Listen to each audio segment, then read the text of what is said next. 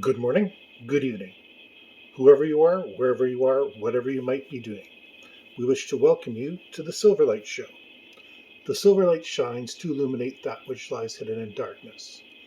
For those of you tuning in today, we welcome you in. Once again, finding a background was a little bit difficult.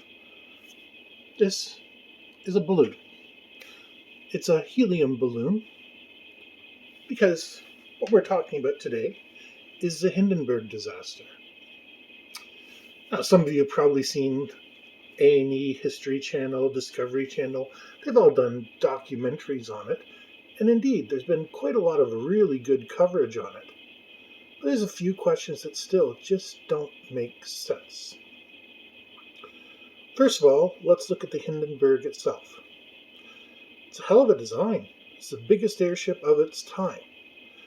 Now, the fact it was completed by the Germans just before World War II and they had some quite unsavory characters around is unfortunate. But the truth is, airships at this time were actually falling out of the sky all over the place. The USS Akron, the British were losing airships, the French were losing airships, the Russians had them crashing left, right, and center.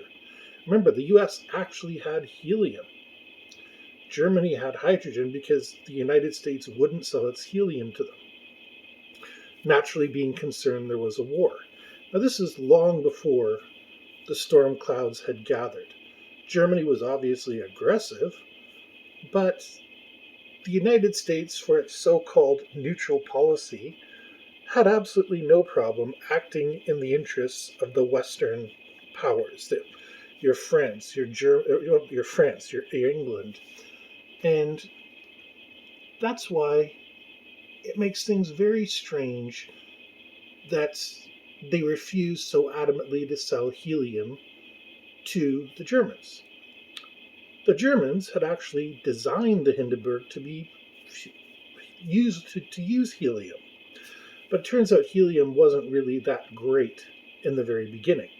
The USS Akron was designed to use helium, and they always had to be very careful to keep the air pressure perfect because helium was, even in the United States where it was being manufactured, it was still in such short supply that they had to ration the gas. So whereas the Hindenburg could, lose a blast of hydrogen and they knew any place in the world they could refuel on it, the United States airships didn't have that luxury at that point in time.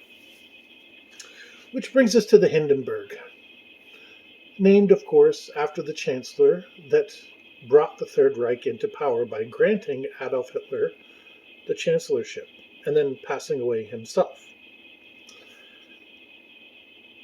Hindenburg was a general, and ultimately I think his idea was trying to make the most people happy with the best that he could do. He was a part of the Weimar Republic, and he unfortunately was the wrong person at the wrong time.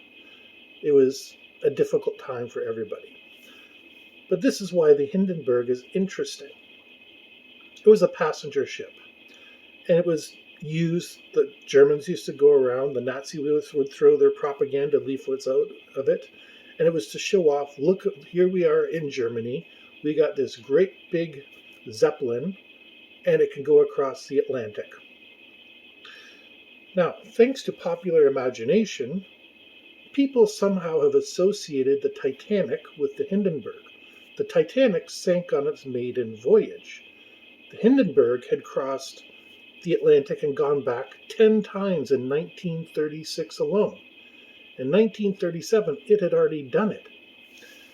And this is where the mystery of the Hindenburg starts to get very peculiar. Like I said, this wasn't the Hindenburg's first trip. The Hindenburg had done it over and over and over. It was almost old hat for them. Which is why I find it very curious that so many people were filming it. And not just anybody. People like Fox. Remember 20th Century Fox? Yeah, they had a crew there filming it. On Universal Studios, they had a camera crew there filming it. Paramount Pictures. These names sounding familiar? These are three of the biggest names in Hollywood and in entertainment in general. And here they are filming this airship, this German airship, coming into Frankfurt, New York. It's not the first time it's happened. You see, I keep harping on this because it's like anything else. The first time the space shuttle went up, everybody was there to cover it. After the third or fourth time, it was only the special hardcore networks that were there paying attention to it. The first time Elon Musk shot one of his rockets off, everyone was there covering it. When Burt Rutan had his Spaceship One go up, everyone was there covering it. But now, it's a mention on like page 5 or page 6. It's not front page news. So why were so many networks there? And more importantly, why was there a local radio show host recording the landing? Hence the well-known phrase, "Oh, the humanity," when it comes down. That man was recording a disc. So the Hindenburg disaster was not broadcast live, unlike what is popularly believed. They had a resin record, for lack of better. It's like our plastic records, our vinyl records. It was made of resin, so it was like a recordable record.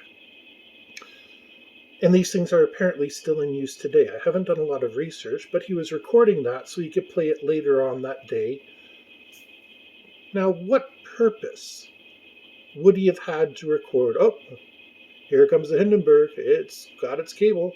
Like, if there hadn't been a disaster, that would have been one of the most boring things to play back of all time. As it is, it's considered a humongous piece of history. It was put into the Library of Congress in the United States because it documents such an important event. It's amazing how the cameras just manage to be pointing the right direction for all these important events. Now, initially, of course, they launched an investigation. And the interesting thing about the Hindenburg is that more people made it out than didn't.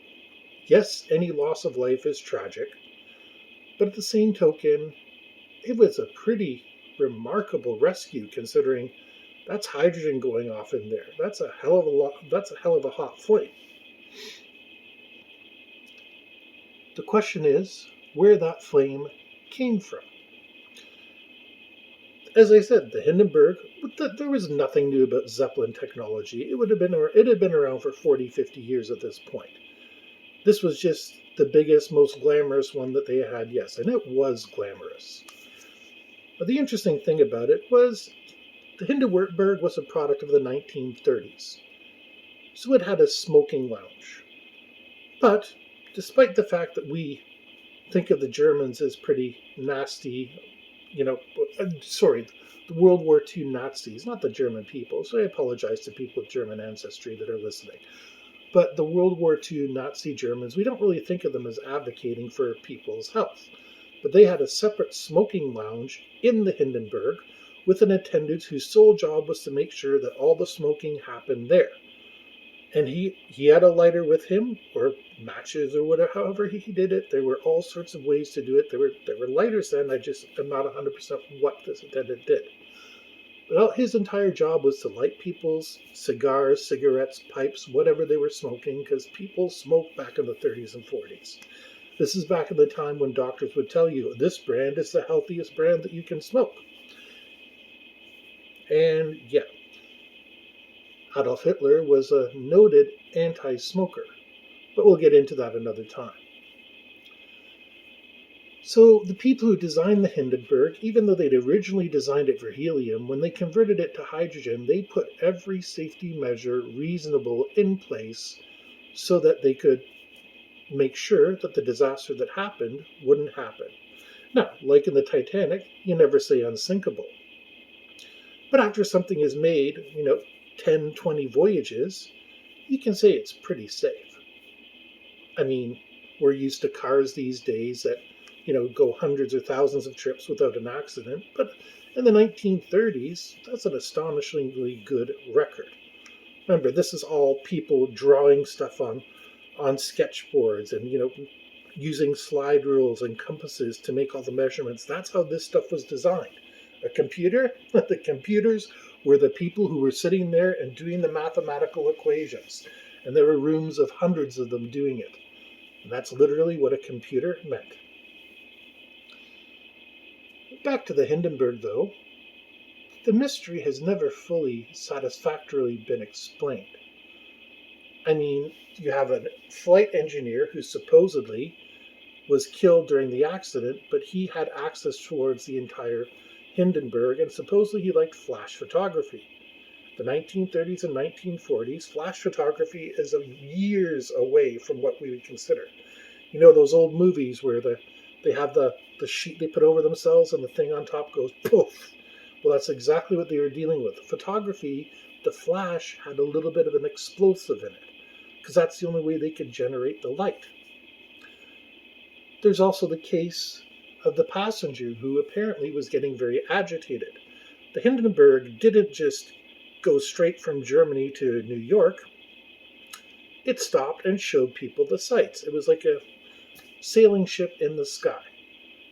And they did this for 7 or 8 hours. The captains, no doubt, were just trying to show off, hey, look at all these great sights there are in New York. The Empire State Building, I don't know if they actually went that far, but still, New York, even back then, had a lot of very interesting architecture. So the Zeppelin wound up in the air for 7 hours longer than anybody anticipated. Supposedly there was a passenger who was insisting they drop him off early. Of course, both of these suspicious people are convenient to blame because neither one made it off the Zeppelin. It's very convenient to blame the dead. Air Marshal Göring actually told the crew not to investigate too hard because it was an embarrassment to the Nazi Party, and there had been a lot of threats to bomb the Hindenburg. It was the target of terrorists in its day.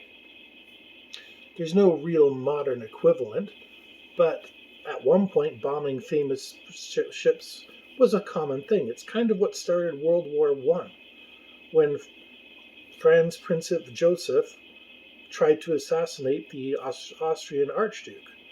They used a bomb first of all. So bombing things has a long history and isn't confined just to the Middle East. It happens to be a rather repeatable and easily accessible strategy. It doesn't take a lot to smuggle something onto a plane, a ship, anything.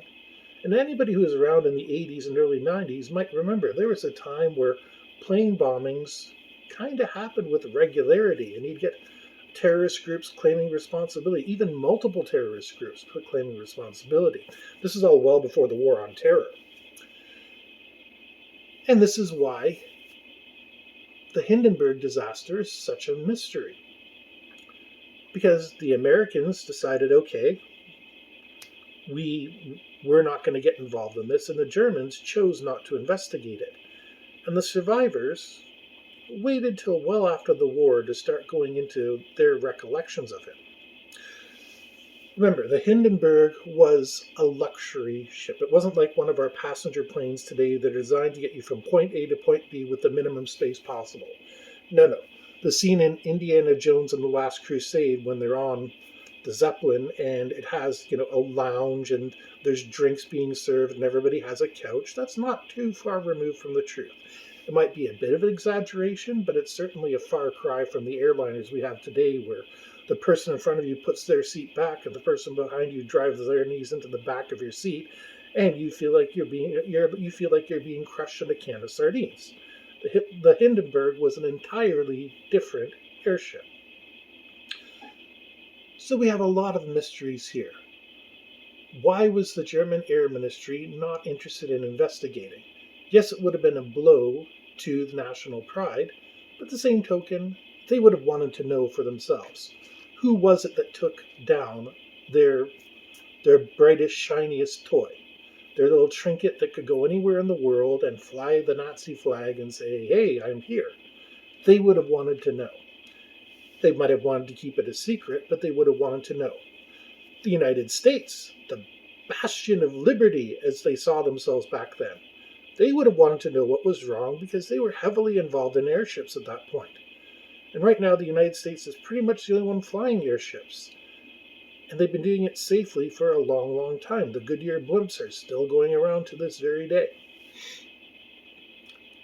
Whatever happened to the Hindenburg, it is still quite curious how Fox, Universal, and Panasonic just happened to have crews there that day. Somehow they knew something was going to happen. It's not the first time nor the last time. Famously, the British warned the United States about Pearl Harbor because they had intercepted the Japanese gold and purple band transmissions, decoded them, and knew it was going to happen. And the United States did nothing.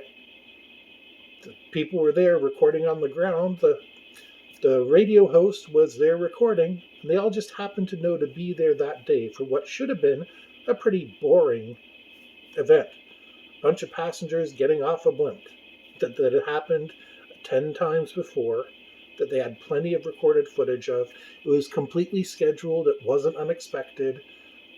What made this flight so different that they knew to have the people there in place? And not just anybody, 3 entities that would survive into the 21st century. This isn't, Bubba and Skeeter that are out there. They got their newfangled movie camera from Earl, their next door neighbor, and they got that big ship in the sky. No. These are major news networks and entertainment companies of their time and even of today. It is quite curious. There's so much focus on it, yet we know so little. And after all this time, pretty much everything that's going to be declassified has been declassified. So how could a disaster this well documented be so well and completely buried? There is the fog of war. There is the fact that it was a foreign piece of property that crashed inside the United States, so they didn't necessarily have all the information. And also, 60 people survived, 30 people died, including one of the 2 captains. And that alone means there's testimony that we will never have. No one's going to stand up in 2021 and say, I was the Hindenburg bomber, because they're all pretty much gone, if not all of them are gone. Whether it was a delayed action bomb, whether it was sabotage, whatever it was, Hindenburg was the right ship in the right time to blow up in front of the world. And in the end result, basically destroyed Zeppelin travel. It made way for the modern airplane, so that we could be crammed onto, Boeing and DC and L-1011s and all those sorts of planes. Now, there is a slight murmur every couple of years that somebody wants to resurrect the airship. But that's going to go about as far as throwing a lead balloon.